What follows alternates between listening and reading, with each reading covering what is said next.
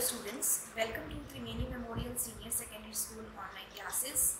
Today we are going to start chapter number 4, Introduction to Word Processor of Unit 3, Digital Documentation of class 9. So in this chapter we are going to learn about what is word processor, what are the components of word processor and many other things about it. Let us start. So word processor is basically a software which helps us to create, edit, save and print the documents. Normally when we write something we make use of pen and paper, but we face certain issues with the handwritten document as specific handwriting may not be readable by us. So in this case we make use of the word processor and it helps us to create, edit, save and print the document. Now we will learn some important features of the word processor. So some of the important features of the word processors are, first is ease and speed. So when we talk about the ease and speed, it says the word processor provides an easy and fast method to type the text. Next is editing features. So it has so many editing features with the help of which we can move the text, we can copy the text and paste the text anywhere. Next also it has a formatting feature which help us to change the font, change the size, make it bold, italic, underline. Also it has some storage feature with the help of which the file can be saved for the future use. It has also the graphic properties or the graphic features which help us to add the drawings, shapes in it. With the printing features, it helps us to print a number of documents that can be arranged in any way. Then here we have the vocab and spell check also, which help us to check the antonym or synonym of any word and to check our spelling as well. Also it has a mail merge feature with the help of which the same text or the document can be sent to any number of multiple addresses. It also has the OLE feature which help us to embed other documents in it. Like we are working in the word processor, so we can embed any drawing or any file from MS Excel or PowerPoint without any problem. Okay. So here we have now popular word processors. So when we talk about the popular word processors, we have different types of word processors.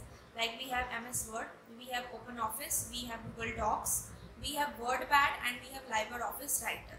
So these are some of the popular word processor which we are using nowadays. And after that we have Introduction to MS Word 2010. Earlier we used to work in the MS Word 2007 and now since the new version has come we have started working in the MS Word 2010. So in MS Word 2010 we can make use of the word processor in order to create and save a document, in order to open an existing document, in order to edit and format a document and to process and print the document. Now how to start MS Word 2010? If you are working in Windows 7, you need to click on Start, All Programs, Microsoft Office and Microsoft Office Word 2007. And if you are working in Windows 10, you need to click on the Start button. And to a list of folders, you have to select Microsoft Office and Microsoft Office Word 2010. As soon as you click on Microsoft Word 2010, this type of window will appear on the screen. This is known as the MS Word window. Now here you can see the larger window and the smaller window. So this larger window which you see here, this is basically known as the application window, this one.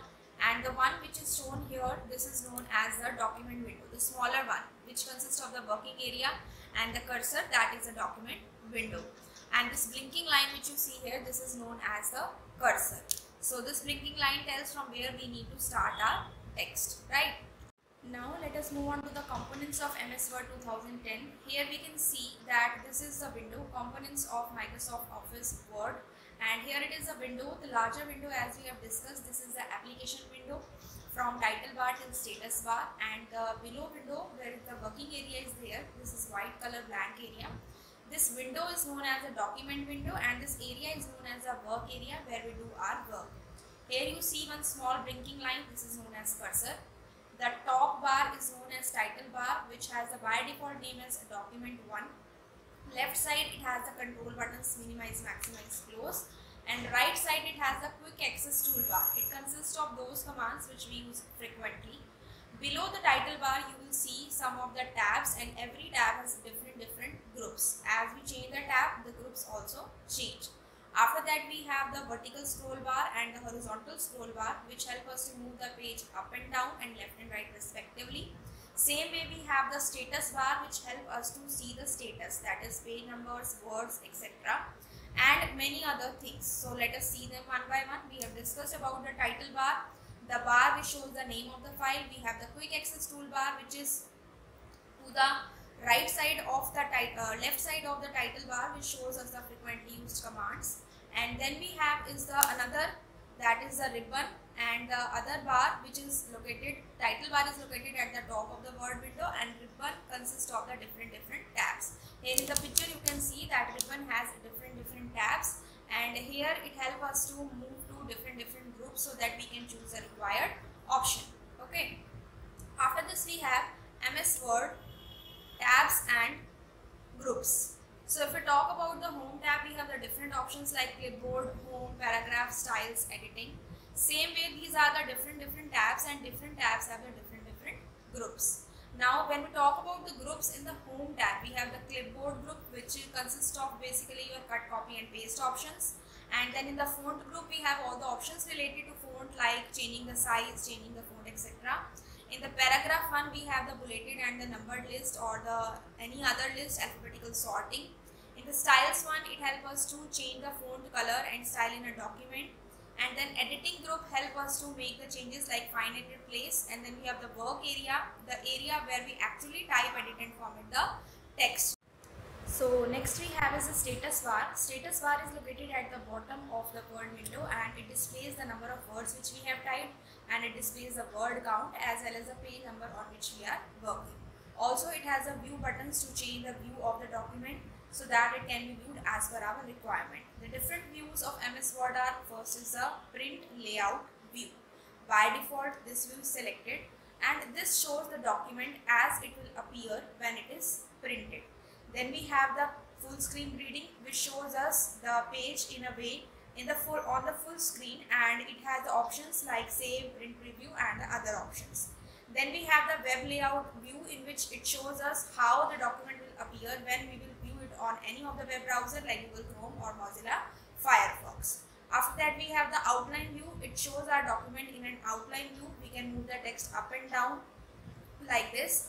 And after that we have the draft view, which displays the document as a continuous text where page breaks as denoted by the displayed lines. Then we have is the cursor and the mouse pointer. So when we have learned about the components of MS Word, we have seen that in the document area there is a small vertical line of black color which is blinking.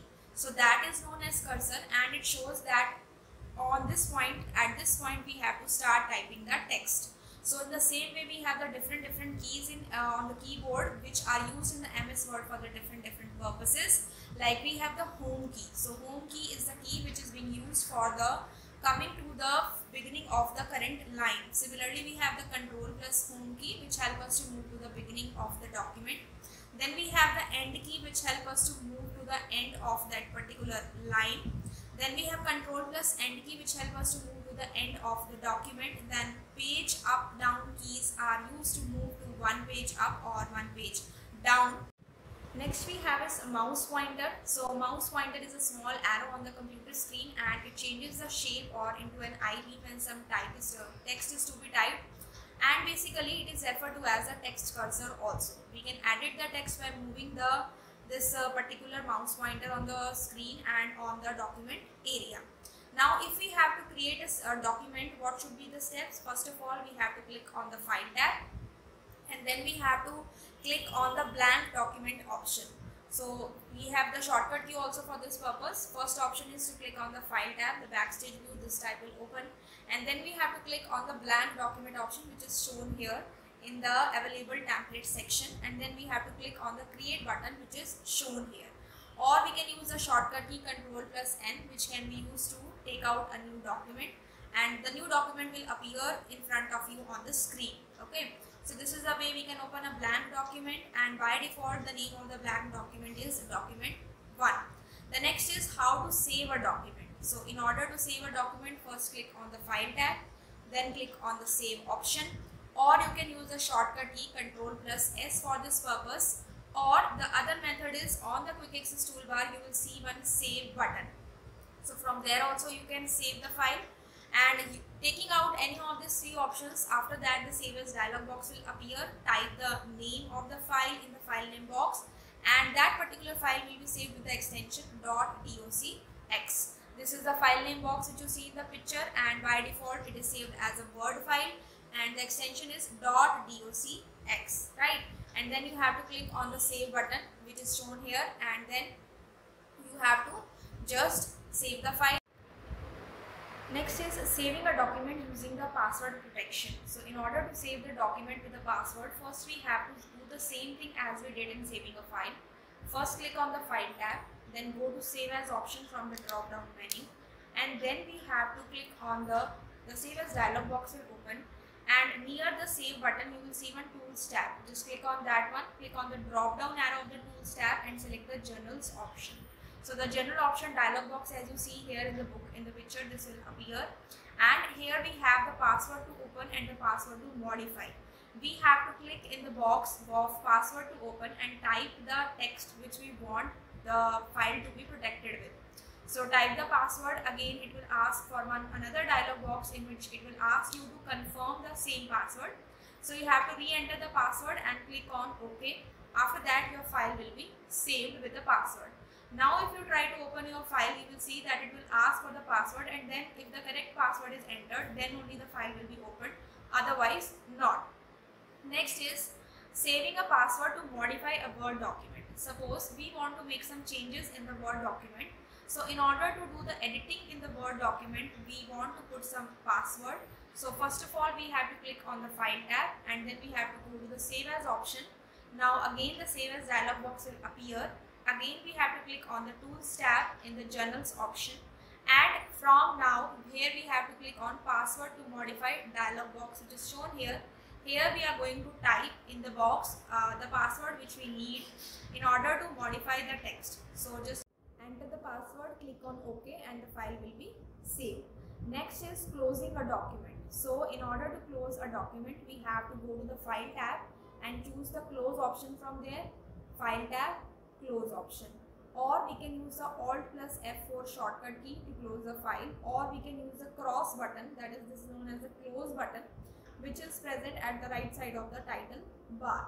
If your file is saved, the file will be closed, but if it is not saved, this type of dialog box will appear on the screen, and it will ask you whether you want to save the file or not. It will give you three options: save, don't save, and cancel.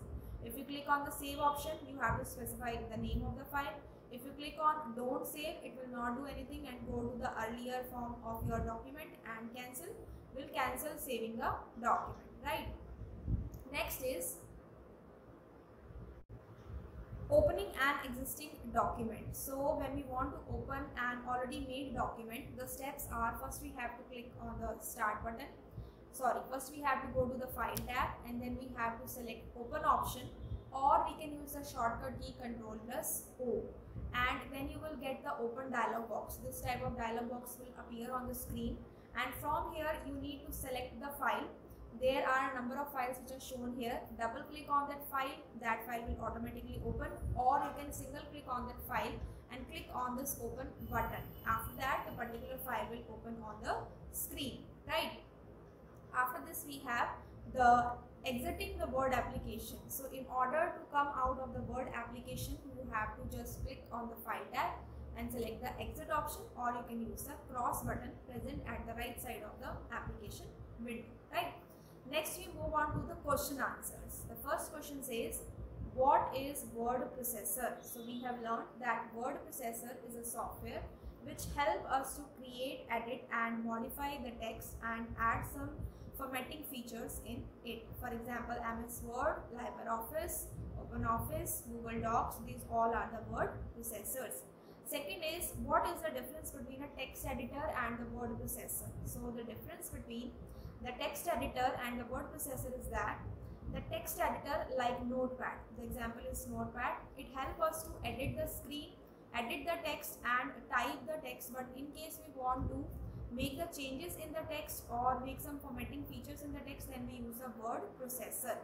Third question is, name 3 popular word processors. So when we are talking about the popular word processors, we have the MS Word, and then your Google Docs, OpenOffice, LibreOffice, and so many other are there. The names are given in the book of the other softwares as well. And in the second question, text editor does not have the main formatting feature, whereas the word processor has all the features. Next is the fourth question, what are the 4 main operations possible with MS Word? So first of all, in MS Word, we can save the file for the future reference. This is the first operation. Second operation is we can have the formatting features in MS Word, with the help of which we can change the style, that is bold, italic, underline. We can change the font, etc. Third feature is its ease of use. It is very easy to use. It has the proper tabs and groups, and clicking on a particular tab shows us different commands, and they are very easy to read and understand with the help of the small icons. After this, we have the OLE feature in MS Word, which help us to embed the documents from the other softwares as well. Okay. Next is question number 5. What is the purpose of Quick Access Toolbar? So when we talk about Quick Access Toolbar, it is a toolbar present at the left side of the title bar, extreme left side, which consists of the commands which we use frequently, and it can have the modifications in it, like if we want to add any command, we can do so. If we want to delete any command, we can do that also. Okay, so with this we have covered the explanation of this chapter and also the question answers part. I hope you have understood the topics which we have discussed. Keep a reading to this chapter, revise it thoroughly. Thank you students, have a good day.